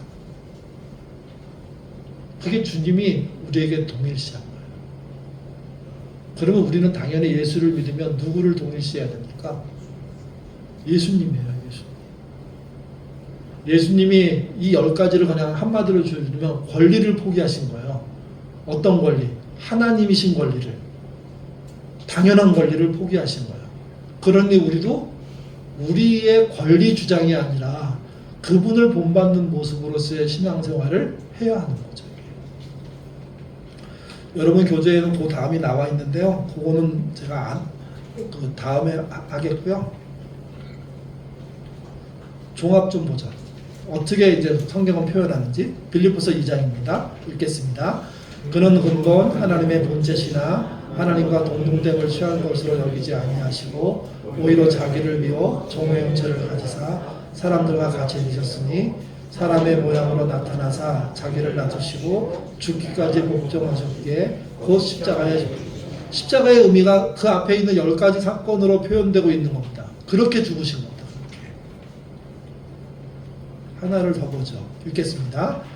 내 계명은 곧 요한복음 15장입니다. 읽겠습니다. 내 계명은 곧 내가 너희를 사랑하는 것 같이 너희도 서로 사랑하라 하는 이것입니다. 사람이 친구를 위하여 자기 몫을 버리면 이보다 큰 사랑이 없나니 너희는 내가 명한 대로 행하면 곧 나의 친구라. 하나님과 사람으로밖에 존재할 수 없는데 주님은 친구로 부르시겠다고. 그때 조건이 그거예요. 네가 나를 닮으려고 한다면. 네. 닮아낼 수 있을까요? 주님하고 똑같이 해버릴 수가 있을까요? 어떤 부분에는 유사하게 할 수 있을지 몰라요. 그러나 모든 부분에서 불가능해요. 근데 그 노력, 그 수고, 애씀들을 위해서 가겠다면 넌 내 친구다. 너는 나랑 같은 존재다. 이렇게 얘기하는 거예요. 너는 나와 같아졌다. 이런 뜻이에요. 마지막 하나 더 읽겠습니다. 내가 모든 사람에게 자유로우나 스스로 모든 사람에게 종이 된 것은 더 많은 사랑을 얻고자 하니라. 유대인에게 내가 유대인같이 된 것은 유대인을 얻고자 하며 율법 아래에 있는 자들에게는 내가 율법 아래에 있는 자같이 된 것은 율법 아래에 있는 자를 얻으려 합니다. 네, 거기까지만 하시죠. 여기랑 거기랑 다른데 안 보이시나요? 스스로 모든 사람을 섬기는 모습, 이게 주님의 모습이거든요. 그걸 동일시하는 겁니다. 근데 죽었다 깨어나도 아마 다 못할 거예요. 못할 겁니다. 근데 하려는 노력과 애씀의 부분이 있을 때 주님은 진짜 네가 나를 사랑하는구나, 네가 나의 친구가 되는구나, 그렇게 평가해 주실 거라는 거예요. 그러니까 그래서 그런 거 있잖아요. 100인데 30밖에 못해요. 최선을 다했는데. 그러면 기독교 신앙에 되게 신비로운 표현 중에 하나가 70을 그분이 채우신다는 말이 있습니다. 이거는 성경에 안 나와요. 근데 많은 신앙인들이 경험한 바이기 때문에 그렇게 고백하는 거예요. 내가 노력한 게 50밖에 안 돼요. 그러니 이루어질 수가 없어요. 근데 자기의 최선이에요. 그러면 그것에 대한 반응으로 주님이 50을 하신다는 거죠. 100으로 만들어 주신다는 거죠. 물론 모든 일에 아무 때나 막 그렇게 하시지 않아요. 그렇지만 그런 역사가 있다는 걸 알고 우리가 알게 됩니다. 그분이 나를 동일시하고 내가 그분을 동일시하려고 덤벼들면 노력하면 그분의 은혜가 존재한다는 겁니다. 그래서 우리가 온전치 않은데 온전해지는 것이고 부족한데 알맞게 채워지는 것이며 죄인인데 의로움을 갖게 되는 겁니다. 혹시 여기가 어딘지 아십니까? 저도 처음 보면 모르겠네요. 우리나라의 그 굉장히 큰 부자가 경상도에 있고 그다음에 전라도에 있거든요. 그 중에 이제 여러 부자가 있지만 그 경상도의 부자는 최씨 부자라고 얘기하잖아요. 그래서 뭐 자기 집 중심으로 백리 안에는 굶는 사람이 없게 해라. 찾아가서 구제했습니다. 찾아가서. 근데 여러분 찾아가서 구제할 때 구제를 받는 사람 다 좋아하는 거 아니에요. 불편하고 오히려 힘든 사람도 있더라고요. 이게. 그래서 이제 이런 방식으로 저희 교회에서 많이 하는데 장로님이 누군가를 돕고 싶어요. 장로님이 직접 드리면 약간 문제가 생길 것 같은 느낌이 드는 거예요. 그럼 누구를 쓸까요? 저를 써요. 저를. 저한테 와요. 장로님 얘기해요. 이렇게 해서 이렇게 할 건데 누가 했는지 말하지 말고 저보고 갖다 주라고. 그러면 좀 더 쉽게 받아들이더라고요. 제가 가서 설명해요.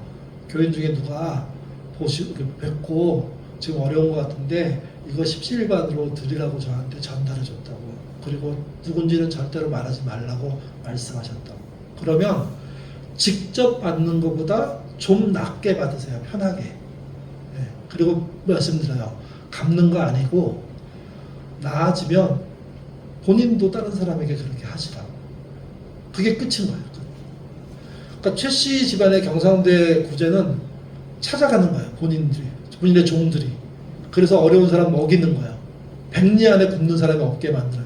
그게 우리나라의 개념의 부자였대요. 네. 전라도에 오면 다른 방식이 하나 존재해요. 이거는 구례에 있는 운조루라는 집이에요. 집. 사진 잠깐 보십시오. 길 바로 뒤에 뭐가 있습니까? 연못이 있습니다. 여러분 연못 있는 집 별로 없어요.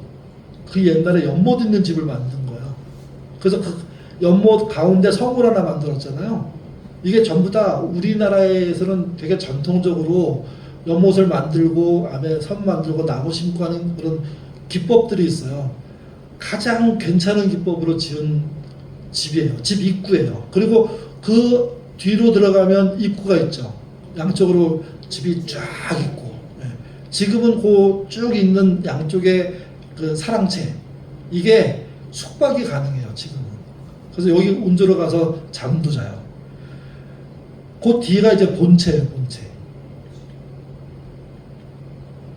본체로 들어가는 그림이에요. 그 이렇게 돌 따라 또르르 들어가면 본체가 되게 특이하게 돼 있어요. 그 안으로 싹 숨겨져 있고요. 들어가자마자 그 옆에 있는 이게 뒤주입니다. 뒤주. 보통 뒤주는 이렇게 사각형으로 생겼잖아요. 여기는 나무를 이렇게 드러내가지고 만든 거예요. 그리고 그 밑에 구멍이 하나 뚫어 있고 나무로 하나 막혀 있잖아요. 다른 색의 나무가. 요게 열려요. 이렇게 열려요. 요 뒤주에 두가마니가 들어가요. 쌀이. 그럼 이제 거기다가 주인이 두가마니를 넣어요.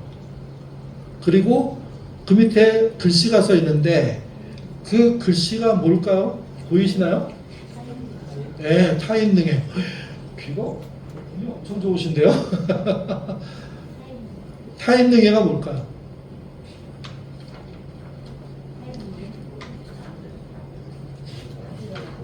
한번 생각해 보세요. 타인 능애가 뭘까요? 왜 여기다 그걸 써놨지? 타인 능애가 언제나 다른 사람의 뜻이 맞습니다. 열어서 쌀을 받아 갖고 가라는 뜻이에요. 충분하면 닫아놓고 가면 된다는 거예요. 그래서 손가락을 넣을 수 있는 구멍을 뚫어놨어요. 쌀은 안 빠지고 손은 집어넣어서 탁 빼게. 그 밑에다가 이렇게 바구니 같은 거 놓고 쌀을 가져가는 거예요. 그러니까 경주 최씨 일가의 부자들은 직접 찾아가가지고 그들을 만나면서 줬다면 두레에 있는 운주라라는 그 집의 부자는요, 아무도 모르게 와서 가져가도록 한 거예요. 그게 훨씬 더 그 사람에게 도움이 되겠다고. 그래서 그 길을 문을 다 열어놔요, 전부 다. 그 사람이 뭔가 아무도 없다는 그 시간 새벽 같은 데 와서 가져가요. 그래서 아침에 일어나가지고 그 집안의 일꾼이 하는 일이 뭐냐면 이게 얼마나 없어졌나 보고 다시 쌀을 또 채우는 거예요. 이런 부자가 있어요. 이런 부자가. 우리나라 부자, 최씨 부자도 멋진 부자고요. 운조루의 부자도 엄청난 부자예요. 근데 자기만 먹고 살지 않았어요. 이들이 다 나를 먹여 살려주는 사람이고 나는 또 이들을 다 먹여 살릴 책임이 있는 그런 나름의 책임의식을 가진 거예요. 이때 예수 믿는 거 아니었거든요. 일반 계시 속에 사는 사람들이거든요. 예수의 예자도 못 들어본 사람들인데 이 정신으로 산다고요. 주님이 이분을 봤을 때, 최부자를 봤을 때 뭐라고 말할까요? 오히려 궁금해하지 않을까요? 넌 나를 만난 적도 없는데 내 정신에 따라 살았구나 이렇게 말하지 않을까요? 근데 문제는 이거예요. 신자들이 이런 생각을 안 한다는 거죠. 똑같이 할 필요는 없지만 자기 인생 속에 이렇게 쓰이도록 하는 방식에 대해서 나는 어떤 반응을 했는지 생각해 볼 필요가 있어요. 물론 우리는 부자가 아니에요. 똑같이 할 수 없어요. 우리 이제 아이들이 교회 아이들이 군대 가요. 이제 교회 와서 인사하고 가요. 그러면요 용돈 주는 어른들이 몇 명 계세요. 야, 내가 너한테 한 번도 용돈을 안 줬네. 이렇게 제가 직접 들을 때 봤는데, 야 내가 너랑 네 어렸을 때부터 다 봤는데 이제 20살 됐는데 내가 한 번도 용돈을 안 줬는데 미안해 하면서 이번엔 용돈 한번 줄게 해서 10만 원 탁 줘요. 아이가 아유 아니에요 권사님 이거 안 받아요. 그랬더니 받아. 어른이 주는 거 받는 거야. 아이가 그걸 받고 가면서 야 오늘 땡 잡았다 야 이렇게 생각할까요? 그 권사님이 나랑 아무 관련이 없어도 괜찮은데 내가 군대 간다니까 눈물 찔끔 흘리면서 자기 주머니에 있는 돈 꺼내가지고 찔러주면서 건강하게 돌아와야 돼 기도할게. 이게 우리가 갖고 할 수 있는 나름들 아니에요. 그게 그 아이에게 그 시간 그분이 동일시한 거예요. 네. 제가 우리 아이 면회 처음 간다고 하니까 집사님 한 분이 거기는 아이도 애기도 어려요. 근데 이렇게 말하더라고요. 우리 이제 막내 이름 부르면서 걔 자기가 그 초등부 선생님이었는데 군대 가는데 몰랐다고. 근데 이제 면회 첫 번째 수료하러 간다니까 이거 가서 5만 원 주면서 이거 갖고 통닭 한 마리 사서 애 먹이라고. 그래서 아이 뭐 하는가 우리가 그 돈이 없나. 근데 그게 아니고 내 마음이라. 네. 그 아이한테 그런 마음 좀 전달해 주라고. 그리고 자기도 생각날 때마다 기도하고 있다. 아이한테 그걸 사주면서 너 어느 집사님이 너한테 준 돈이야 이렇게 얘기했더니 아이가 돈만 보고 그러지 않아요. 나중에 이제 휴가 나왔을 때 아이가 그때 통닭 너무 잘 먹었어요. 사실 통닭 안 먹었거든요. 피자 먹었는데 통닭 먹기 싫다 그래서 피자 사서 먹었는데 잘 먹었어요. 너무 감사했어요. 자기 되게 감동했어요. 고맙습니다. 인사하더라고요. 인사. 아이가 컸다는 걸 저도 느끼고 교인들도 그런 관계들이 안에서 야 이게 우리가 살맛나는 신앙생활을 하게 되는구나. 별것 아닌데 할 수 있어요. 이번에도 저희 고3 되는 아이가 너무 예술적인 재능이 있는데 집이 못 도와주는 거예요. 집이. 그거를 이제 그 중고등부 교사 한 명이 알게 됐어요. 그래서 또래 친구 집사님한테 얘기했어요. 야, 걔가 그걸 하고 싶은데 학원비가 한 달에 100만 원, 5개월 정도를 해야 된대. 근데 500만 원을 빼낼 방법이 없어. 어떡하냐? 그렇게 상의한 거예요. 그랬더니 야, 그러면 우리가 좀 모아서 조금이라도 해주지 해서 300 몇만 원을 만들었어요. 그래서 더 이상 안 채워지는 거예요, 이게. 저한테 연락 왔어요. 아, 좀 더 이렇게 낼 사람 없는지 찾아봐 달라고. 왜? 그랬더니 그거 하고 싶다고. 근데 제가 저분한테가 이렇게 말하는 걸 옛날에 했다가 되게 낭패 본 적이 있습니다. 왜냐면 그분은 하고 싶지 않은데 제가 강제로 하게 했고, 나중에 그분이 강제로 했다고 얘기하는 바람에 더 이상해지더라고요. 그래서 저도 내가 소개하기 참 어렵다. 그래서 나도 좀 낼게. 그리고 제가 좀 냈는데 나중에 다른 분이 또 이렇게 해갖고 돼가지고 5개월치 학원비를 그 아이와 부모를 아이한테 아이의 통장에 넣어줬어요. 그냥. 그리고 부모한테 네가 설명해라. 그리고 누가 준지는 너도 말하지 마라. 우리도 말하지 않을게. 근데 제가 말하고 있네요 지금. 그렇게 된 거예요. 그리고 아이가 금요일 저녁에 기도회를 나왔어요. 그리고 막 울었어요. 이제 그걸 조금씩 아는 사람들의 입장에서는 이 아이가 이걸 놓고 되게 고마워하는구나 하는 느낌을 받았고 지금 열심히 다녀요. 그리고 얼굴이 예전보다 확 달라졌어요. 주님과의 동일시가 신앙의 모델 타겟이에요. 이게 교회가 해야 될 일이에요. 이분을 본받자고. 그거 아닌 방법과 길들은 오히려 우리를 곤란하게 만들어요. 예수님이 왜 우리에게 동일시하셨는지를 생각하면서 우리도 그분을 본받기 위해서 애쓰시면 길이 열립니다. 문화가 생깁니다. 그게 교회가 되는 거죠. 그런 교회 기대하시면서 교회로 한 걸음 한 걸음 나가셨으면 좋겠습니다. 기도하겠습니다. 질문부터 하죠. 혹시 질문 있으시면.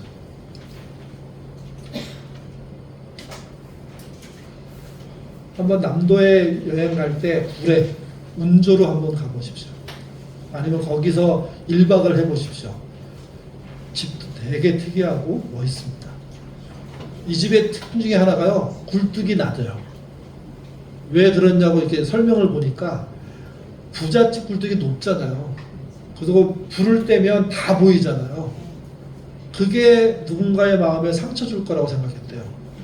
그래서 굴뚝을 밑으로 깔아요. 쫙. 그래서 안 보이게, 연기가 안 보이게.